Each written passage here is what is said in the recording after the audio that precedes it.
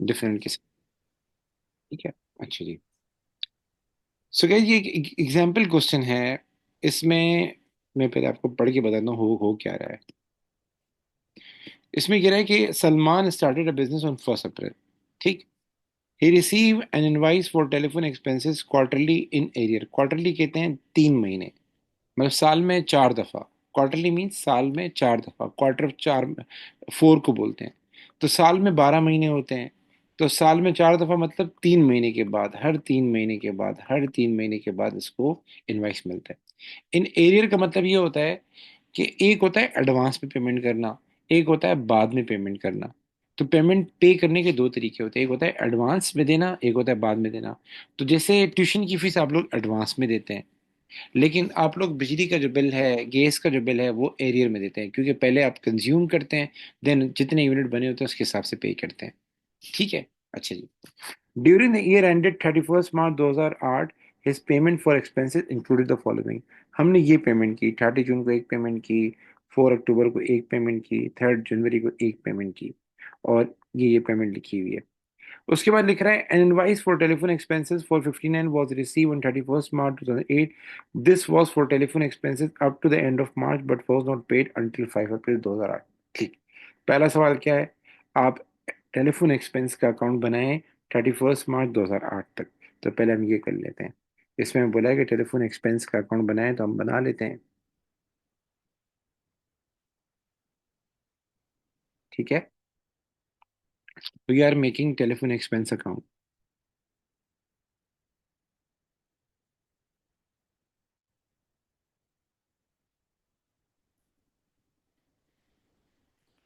Okay. Sir हम कैसे बनाते हैं? अच्छा, ये इसका पहला साल है तो बीडी जीरो होगा। ये इसका पहला साल है।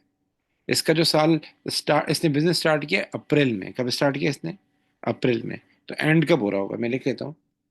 इसने बिजनेस स्टार्ट किया है 1 अप्रैल को। 1 अप्रैल 2007। ठीक है। तो इसका बिजनेस एंड हो जाएगा, कब एंड होगा? अप्रैल के बाद आता है। अप्रैल से पहले कौन सा महीना? मार्च का है। तो 31 मार्च 2008 को इसका साल एंड हो जाएगा। ठीक है, 12 महीने इसके पूरे हो जाएंगे। सो उसको पहली जो पेमेंट की थी हम वो लिखते हैं। पहली पेमेंट इसने ये की थी। ठीक है।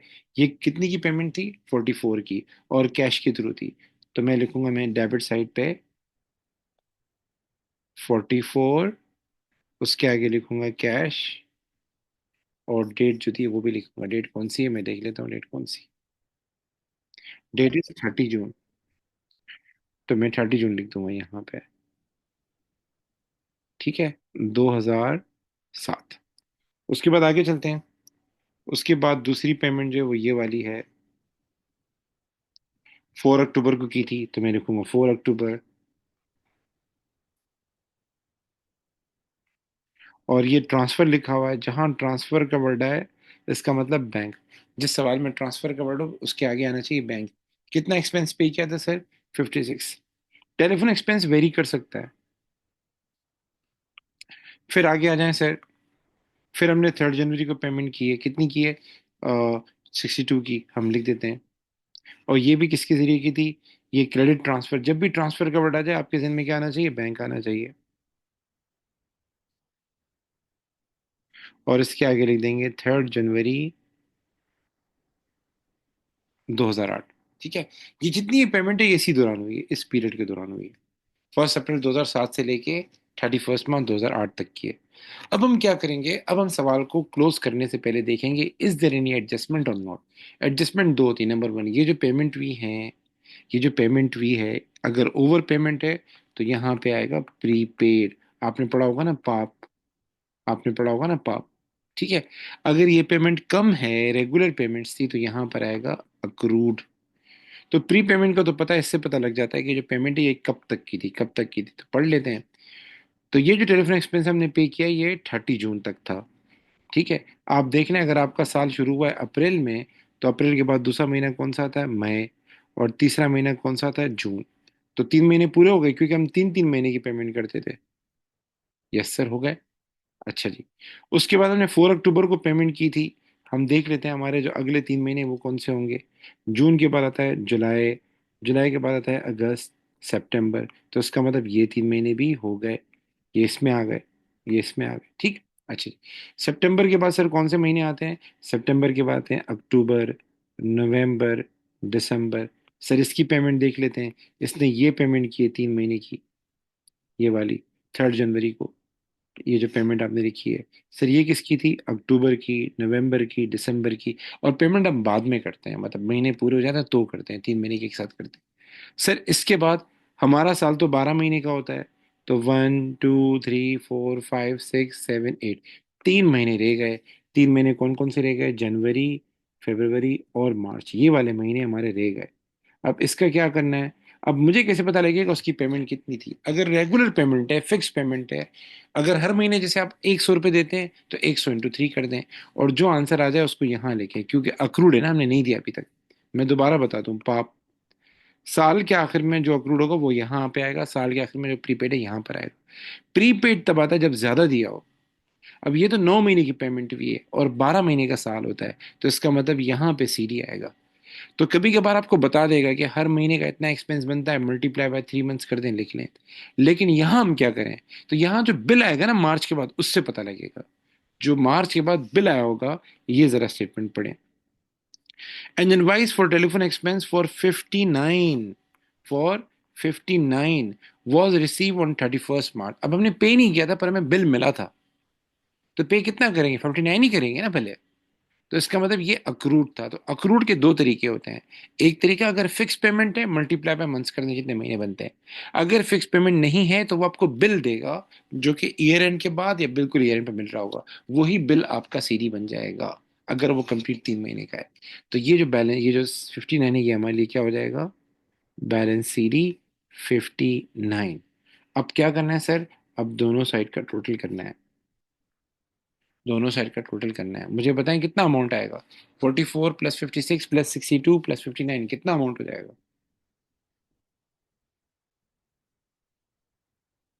जी।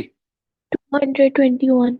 121, 100, 221. 221, ओके। 221, 221, 221 यहाँ आएगा। इसके रेफरेंस में लिखेंगे प्रॉफिट एंड लॉस। अच्छा, आपकी टीचर इनकम स्टेटमेंट लिखवाते होंगे, इट्स ओके, क्योंकि नाम चेंज हो गया है। और यहाँ आएगा 31 मार्च 2008। अच्छा, ऑलवेज रिमेम्बर, हम सवाल को सीडी पे एंड नहीं करते, सीडी के बाद बीडी लिखते हैं। हम यहाँ लिखेंगे बैलेंस बीडी, एंड इसके आगे लिखेंगे 59। अच्छा, इसके अलावा पेपर में आपसे दो बातें पूछेगा। वो है एक्सट्रैक्ट। वो आपको बोलेगा इनकम स्टेटमेंट में या statement of profit and loss में कितना अमाउंट जाएगा। और दूसरा आपको बोलेगा स्टेटमेंट ऑफ फाइनेंशियल पोजीशन में कितना अमाउंट जाएगा। मैं दोनों लिख देता हूँ। स्टेटमेंट ऑफ,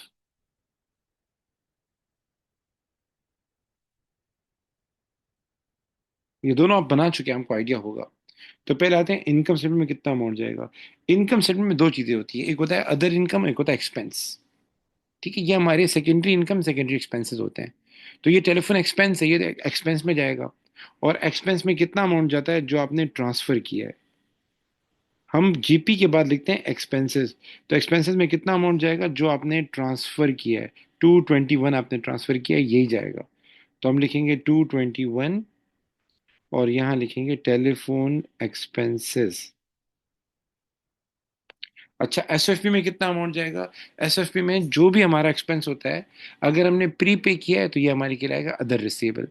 अगर अक्रूड है तो उसको हम बोलते हैं अदर पेबल। प्री पेमेंट जो है वो करंट एसेट में शो होता है, और अक्रूड जो है वो करंट लायबिलिटी में शो होता है। तो सर मुझे कैसे पता चलेगा मेरा अदर रिसीवेबल है या अदर पेबल है? मुझे कैसे पता चलेगा whether it is an asset और लायबिलिटी? तो उसका तरीका कार है, जो भी सीडी के बाद बीडी आएगा, आप उसको देखें बीडी किस तरफ आ रहा है। जो नया वाला है, जो रिसेंट वाला है, क्रेडिट साइड पे या डेबिट साइड पे? Balance BD, I am asking you, it's on credit Credit. Side और क्रेडिट साइड? और क्रेडिट साइड पे एसेट आता है या लाइबिलिटी आती है? Liability. लाइबिलिटी। तो हम यहाँ लिखेंगे करंट लाइबिलिटी ठीक है, आपके पास दो हेडिंग होती है लाइबिलिटी एंड एसेट की, प्रीपेमेंट अक्रूड के लिए। एक को बोलते हैं करंट लाइबिलिटी, एक को बोलते हैं करंट एसेट। अगर ये बीडी हमारा डेबिट साइड पे आता है, मैं करंट एसेट में लिखता। ये बीडी हमारा क्रेडिट साइड पे आ रहा है, तो मैं करंट लाइबिलिटी में लिखूंगा। और करंट लाइबिलिटी में मैं किस नाम से लिखूंगा? अदर पेबल के नाम से लिखूंगा, अदर पेबल 59। ठीक है। तो एसओएफपी में बैलेंसेस जाते हैं। एसओएफपी को लिस्ट ऑफ बैलेंसेस भी कहते हैं, स्पेशली एसेट लाइबिलिटी कैपिटल, इनकी लिस्ट होती है ये। तो जो अभी हमारा बैलेंस वीडियो का रिसेंट वाला वो उसमें जाएगा।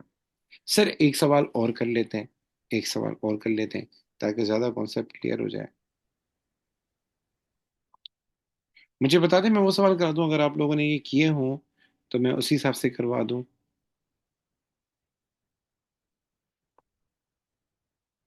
Any question if you want to say, जो मुझे कराने चाहिए मैं वो करा देता हूँ।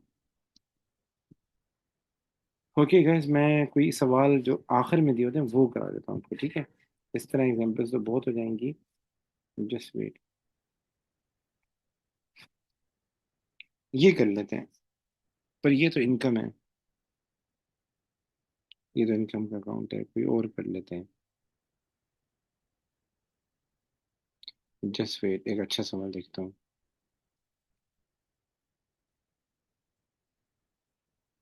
ये भी इनकम का अकाउंट है, वेट करें।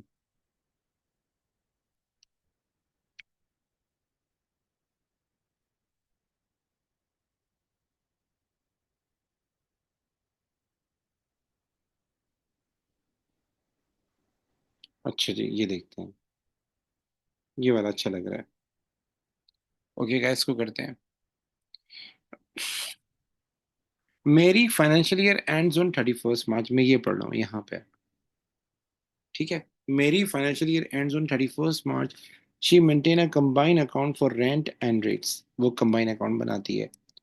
On 1 April 2008, Mary had prepaid 1 month rent 300 and owed 2 month rent 1000। अच्छा ये गाइस, ये ओपनिंग है। हम सवाल को स्टार्ट कर रहे हैं, ये हमारे लिए ओपनिंग के लायक। This is our opening data. तो सर ओपनिंग का क्या सीन है? हम इसको एज अ बैलेंस बीडी करके लिख रहे होते हैं।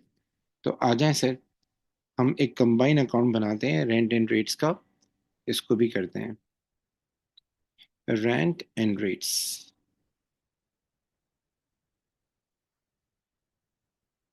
Rent and rates. ठीक है, ये हमने कंबाइन अकाउंट बना लिया सर। अब क्या करेंगे सर? दोनों साइड पे जाके लिख देता हूँ। अच्छा, हम जब सवाल को स्टार्ट करते हैं, मैं अगेन बताता हूँ, आपने पाप पढ़ा होगा, PAP, पाप। ठीक है, कॉन्सेप्ट भी समझा चुका हूँ। प्री पेमेंट एसेट होता है, सी डेबिट होता है BD। और अक्रूड लाइबिलिटी होती है, इसलिए क्रेडिट होता है इसका BD। और सीधी जाहिर से अपोजिट साइड पे आएगा। तो इसने हमें बोला है रेंट एंड रेट्स का कंबाइन अकाउंट बनाना है, और इसने ओपनिंग दोनों का दिया हुआ है। तो जो प्रीपेड होगा वो डेबिट साइड पे आएगा, जो अक्रूड होगा वो क्रेडिट साइड पे आएगा। तो आप लोग बताएं इसका क्या करूंगा मैं? 300 का कहाँ लिखना चाहिए मुझे? डेबिट और credit? Debit. Debit, debit. Debit. तो मैं क्या करूंगा? मैं लिखूंगा बैलेंस, सॉरी गाइस, मैं लिखूंगा बैलेंस, उसके आगे लिखूंगा रेट्स एंड BD। कितना अमाउंट है रेट्स का? 300, मैं लिख दूंगा $300। ठीक है, और उसके बाद आता हूँ उसके ऊपर, sir and owe 2 month rent 1000। तो सर इसके लिए मैं क्या करूंगा? अक्सर में जब कंबाइन अकाउंट होगा तो आपको हर एक का अलग से बताना जरूरी है कि ये क्या चीज है, इसलिए मैं ब्रैकेट में लिख रहा हूँ। इसका आ जाएगा 1000। ठीक है, रेंट जो था वो हमारे लिए, हम कंबाइन अकाउंट बना रहे हैं, तो जो अक्रूड होगा वो क्रेडिट साइड पे जाएगा, जो प्रीपेड होगा वो डेबिट साइड पे जाएगा। सर आगे चलते हैं। During the year ended 31 March 2009, Mary made the following payments by cheque. Cheque के जरिए हुई तो बैंक आएगा। सबसे पहली पेमेंट उसने की है, रेंट दिया है 8 महीने का 4000। सर क्या करेंगे? सर डेबिट करेंगे, जो जो पेमेंट की है वो डेबिट करते जाएं सर। रेंट दिया है तो मैंने रेंट उससे लिख रहा हूँ रेड पेन से, 8000। उसके आगे लिख रहा हूँ बैंक, और इसके आगे लिख रहा हूँ रेंट। ठीक है, 8 महीने, जितने ही महीने का हो, ज्यादा हो कम हो, डेबिट कर दे, जितने ही महीने का हो। सर आगे चलें। आगे इसने बात की उसकी, किसकी? रेट्स की। मैं रेट्स को ग्रीन कलर से हाईलाइट कर देता हूँ ताकि यहाँ भी मुझे आसानी हो। 1 मिनट रुकें। चीजें पढ़ने में आसानी हो जाती है। ठीक है, रेट्स हमने पे किए 13 मंथ्स के टू 31st में 3,900। जितने ही पे किए हम डेबिट करेंगे सर। 3,900 किए हैं तो हम 3,900 क्या कर देते हैं सर, डेबिट कर देते हैं सर। मैं लिख दूंगा 3,900, इसके आगे लिख दूंगा बैंक, और ये क्या है, डेट्स। जो डेट है वही लिखनी है, जो डेट दी, जिस date payment. Dates are important, ठीक है। उसके बाद उसने कहा कि हमने रेंट पे किया है 28 फरवरी तक 2,500 का। अगेन रेंट की बात हो रही है सर। मैं हाईलाइट कर देता हूँ, इस साल पेमेंट हुई है, यस सर, इस साल पेमेंट हुई है। ये भी लिख देते हैं 2,500। सर क्या करना है, 2,500 लिख देते हैं सर। हम क्या लिखेंगे, बैंक, और इसके आगे लिख देंगे रेंट। ठीक है, यहाँ तक मेरे साथ है कि जो जो पेमेंट जहाँ है हम लिख देंगे। अब सर क्या करना है सर, क्लोज करने से पहले हमें मेक श्योर करना है कि कोई बैलेंस सीडी, कोई अक्रूड या प्री पेमेंट तो नहीं है। तो आ जाए। अब जरा हम देखते हैं सर। सबसे पहले आते हैं इस पे, रेंट के ऊपर आते हैं। अच्छा जी, हमारा जो साल शुरू हो रहा है वो जरा देख लेते हैं। हमारा साल शुरू हो रहा है अप्रैल में। तो मैं जरा बना लेता हूँ, एक जरा वो बना लेता हूँ। हमारा साल शुरू हुआ अप्रैल में। सॉरी गाइस, हाँ ये लिख देता हूँ। हमारा साल शुरू हुआ अप्रैल 2009 में, 2008 में सॉरी। फिर उसके बाद कौन सा मई, फिर ये पूरा साल चला है हमारे पास। और ये खत्म कब हुआ है, अप्रैल में शुरू हुआ है तो 31 मार्च पे खत्म हुआ होगा। ठीक है, ये हमारे टोटल 12 महीने बनते हैं। टोटल कितने महीने बनते हैं सर, ये हमारे 12 महीने बनते हैं। तो बोले साल के शुरू में 2 महीने का रेंट बकाया था। जब हमने साल स्टार्ट किया तो हम डिफॉल्टर थे। हमें 2 महीने का रेंट देना था साल के शुरू में। तो मुझे बताएं, अगर मैं इस साल रेंट दूंगा तो कितना दूंगा, टोटल रेंट कितना पे करूंगा इस साल में। साल में 12 महीने होते हैं। 14। 14, मैं दोबारा बताऊं, साल में 12 महीने होते हैं। विद इन 12 मंथ्स आपने 12 मंथ रेंट देना होता है। अगर आप 12 महीने ट्यूशन पढ़ेंगे 12 महीने की फीस देंगे। लेकिन वो कह रहा है साल के स्टार्ट में ओविंग था 2 महीने का, मतलब ऑलरेडी हम डिफॉल्टर थे, हमें 2 महीने का रेंट देना था। तो हमें 14 मंथ्स का पे करना था। कितने मंथ्स का, 14 मंथ्स का। तो कॉन्सेप्चुअली हमें बताएं, मुझे बताएं, हमने 8 महीने का रेंट पे किया, देन हमने 5 महीने का रेंट पे किया। हमने ज्यादा पे किया या कम पे किया है, कॉन्सेप्चुअली पूछ रहा हूँ मैं आपसे। ज्यादा पे हाँ किया। ज्यादा पे किया, देख लेते हैं। सर हमने पहले 8 महीने का पे किया, ठीक है। फिर हमने 5 मंथ्स का पे किया sir. I think so it would become 13 months. पे या तो बल्कि कम हाँ, किया या हमने कम किया है, हमें तो 14 मंथ्स का पे करना था।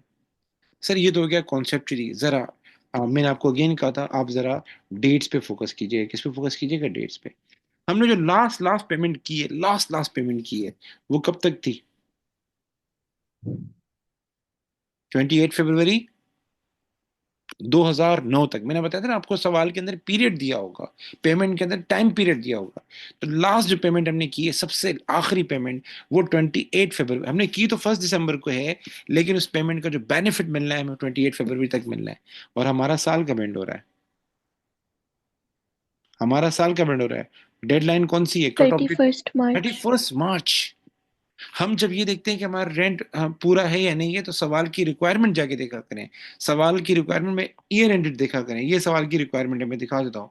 कहाँ है यार सवाल, कहाँ चला गया, चलो इसमें नहीं दिखाया हुआ। लेकिन हम जो भी सवाल कर रहे होते हैं उसकी एक एंडिंग डेट होती है। यहाँ लिखा हुआ नहीं, बस नोट कर लें, इसकी एंडिंग डेट ये वाली है, 31 मार्च। ठीक है, तो हमारा जो एंडिंग डेट है वो ये है, 31 मार्च 2009। और हमने पेमेंट की है 28 फरवरी 2009 तक। तो इसका मतलब 1 महीने की क्या बाकी है। कहाँ लिखेंगे, साल के आखिर में देर इज एन अक्रूड, साल के आखिर में कुछ ओविंग आ जाए, कुछ बाकी आ जाए, अब्दुल रशीद बेटा कहाँ लिखेंगे।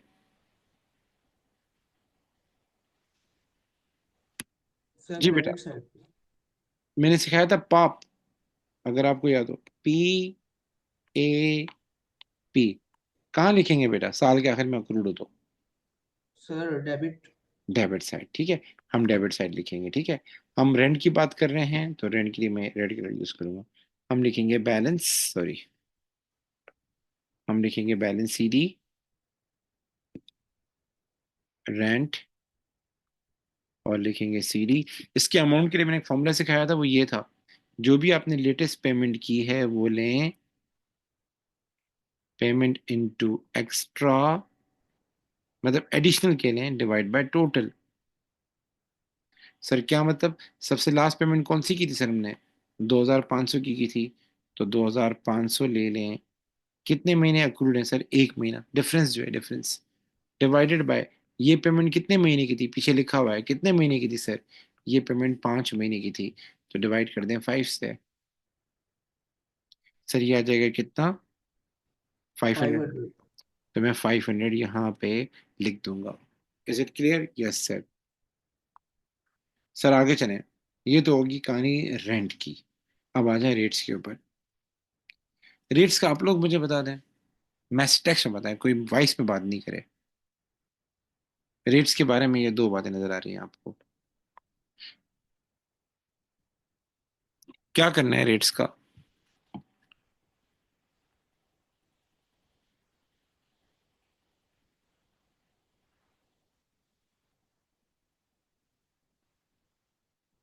जी चैट के अंदर मुझे बताएं, what should we do with rates?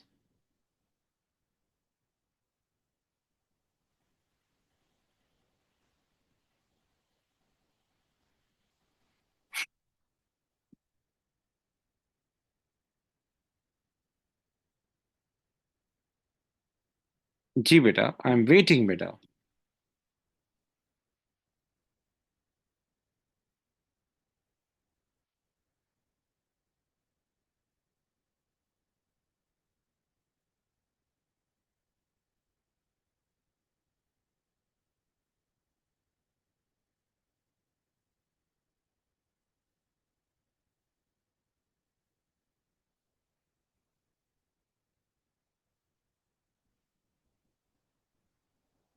I am asking कि जो रेट्स है, जैसे हमने बैलेंस सीधी निकाला किसका? रेंट का। ऐसे ही I am asking about rates. There was a prepaid rate of 300 in the beginning, then we paid rate 3900। Is there any adjustment of balance CD और not? if there is an adjustment of balance sheet further about rates, where it will come, कहाँ पर आएगा? Debit पे या credit पे? और कितना amount आएगा? आई एम आस्किंग दिस। न, नहीं है. It's बिल्कुल नहीं, बिल्कुल नहीं है। no, because this year 12 months and last year he prepaid for 1 month, so that's 13 months and he paid for 13. Okay, so guys, there are two ways. One is you should see the payment period. He said he paid the rates for 13 months to 31st May 2009। हमें benefit कब तक मिलना है? 31st मई तक। और हमारा year and कौन सा है? 31st March। Do you think there is no adjustment? 1 month. No, not 1 month, more than 1 month। मार्च के बाद कितने, मार्च के बाद कौन सा महीना आता है? 2 months. two अप्रैल। months देन कौन सा आता है? मई। कितने महीने? 2 महीने। अच्छा सर, इसको और ज्यादा अच्छी तरीके से समझाएं। साल के शुरू में एक महीने का प्रीपेड था। साल में कितने महीने होते हैं? 12। -1 कर दें, एक महीना हम ऑलरेडी पे कर चुके हैं। अगर आप 12 महीने की ट्यूशन लेती हैं और एक महीने की आप ऑलरेडी पे कर चुकी हैं, एक महीने की आप ऑलरेडी पे कर चुकी हैं, तो आप मजीद कितने महीने की मुझे पेमेंट करेंगे? 11. 11। 11. And you did the payment of 13 month. 13. मैंने फिर भी बच्चों को बोला है, इस तरह कॉम्प्लेक्स नहीं करें। बहुत आसान तरीका है।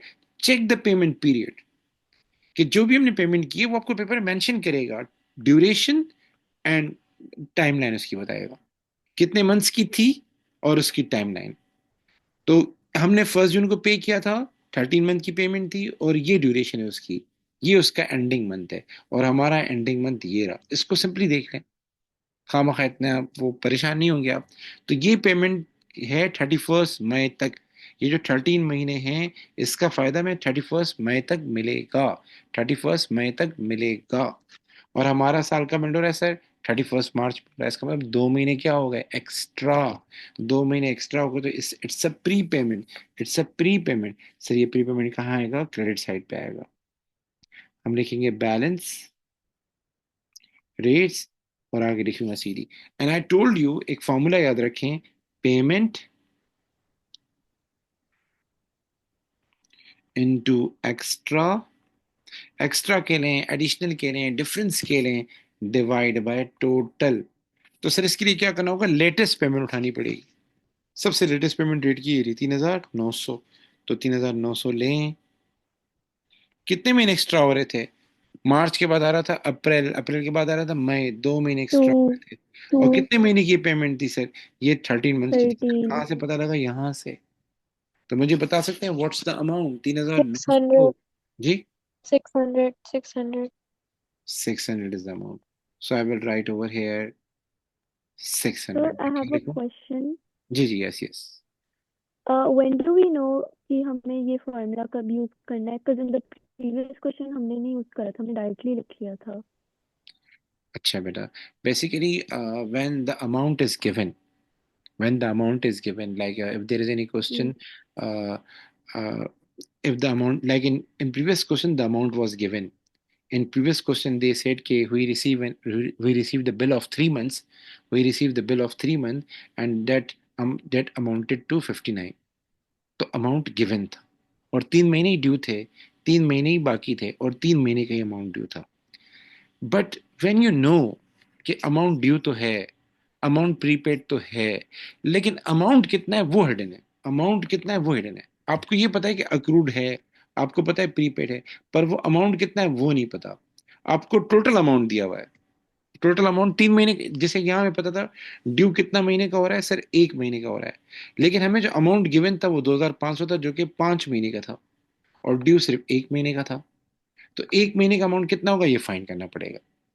अच्छा, ये इसका क्या सीन था, हमें 3900 गिवन था जो कि 13 मंथ्स का था। हमें ये तो पता लग गया कि 2 महीने प्रीपेड है, पर वो 2 महीने का अमाउंट कितना होगा उसके लिए फाइंड करना पड़ेगा। So when you know that there is some adjustment of accrued or prepaid, but you don't know the amount, what's the correct amount, तो उस सूरत में हम ये फॉर्मूला यूज करते हैं। लेकिन पिछले सवाल में क्या था, हमें पता था कि 3 महीने बाकी रह गए, 9 महीने की पेमेंट हो गई, और उसी 3 महीने का ही अमाउंट हमें गिवन था, जितने महीने बाकी थे उतने ही महीने का अमाउंट हमें गिवन था। लेकिन यहाँ ऐसा नहीं है। Have you got Okay, this thing sir. बेटा? Yes, yes, got it. Thank you. अब बेटा क्या करेंगे, अब इसको जरा हमें करना है, टोटल फाइंड करना है। बताएं, 300 plus 8000 plus 3900 plus 2500 plus 500 minus 600 minus 800, बताएं टोटल कितना आ रहा है इस साइड का, जल्दी बताएं। 1 मिनट कीजिएगा, मैं एक चीज़ और भी कंफर्म कर लेता हूँ। आई डोंट, ठीक है, सही है जी। टोटल बताएं। 300, सॉरी सॉरी सॉरी, करें करें आप लोग करें, मेरे 300 plus 8000 plus 3900 plus 2500 plus 1520. No, 15200, sorry. 15200, 15, and now deduct minus 600 minus 1000. What's the final amount? 13,600. 13,000. We will write here profit and loss,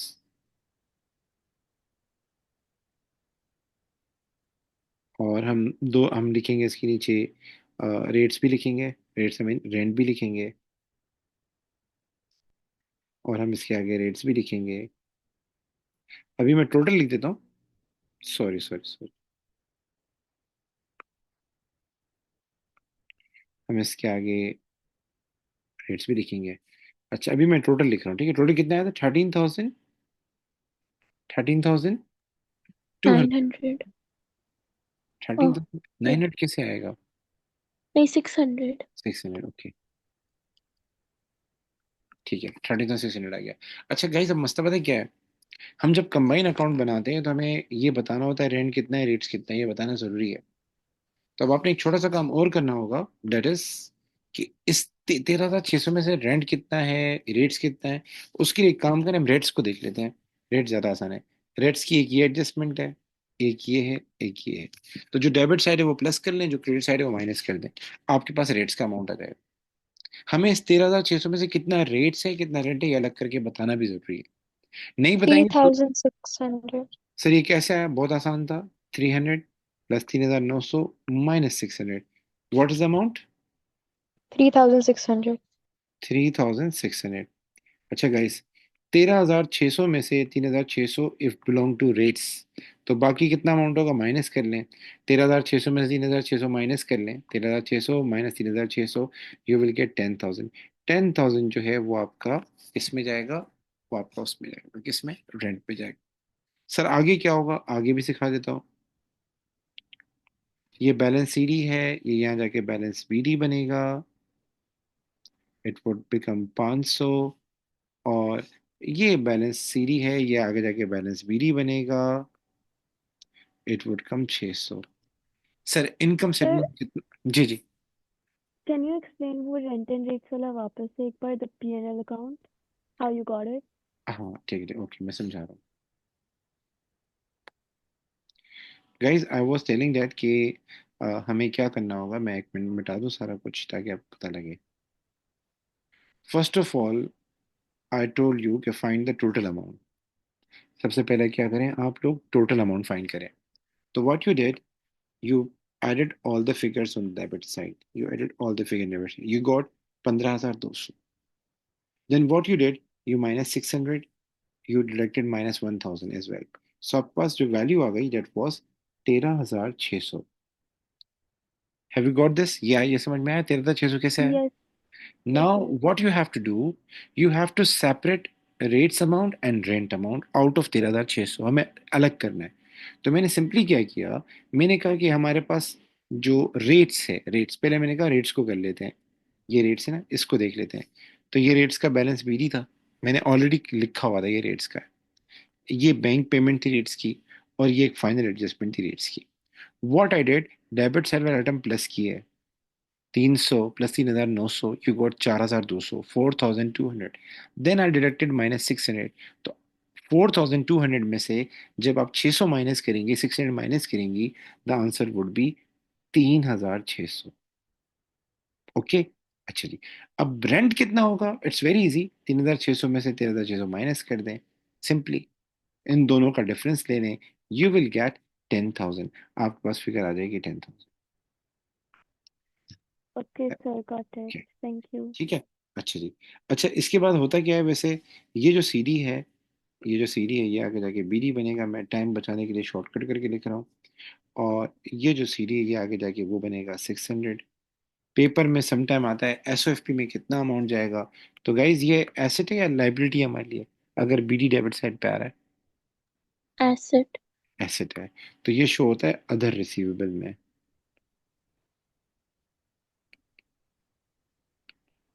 ठीक है, और ये क्या है हमारे लिए, क्रेडिट साइड पे आ रहा है, एसेट है या लाइबिलिटी है? Liability. लाइबिलिटी। ये लाइबिलिटी, तो ये जाएगा अदर पेबल में, करंट लाइबिलिटी में जाएगा। ठीक है, अच्छा एक मिनट मैं आगे चलता हूँ, मैं सोच रहा हूँ आपको एक सवाल दूं जो आप करें। ये तो हमने कर लिया ना, ये वाला सवाल सोच रहा हूँ दूं, पढ़ो पहले मैं क्या लिखा हुआ है इसमें। Salman financial year ends on 31st March. Okay. On 1st April 2008, the insurance account in Salman nominal ledger showed a debit balance. साल के स्टार्ट में डेबिट बैलेंस दिया है, कहाँ लिखेंगे? इंश्योरेंस का अकाउंट बनाना है जी, जल्दी बता दीजिए मुझे। Where should you write this if you are making a insurance account साल के स्टार्ट में?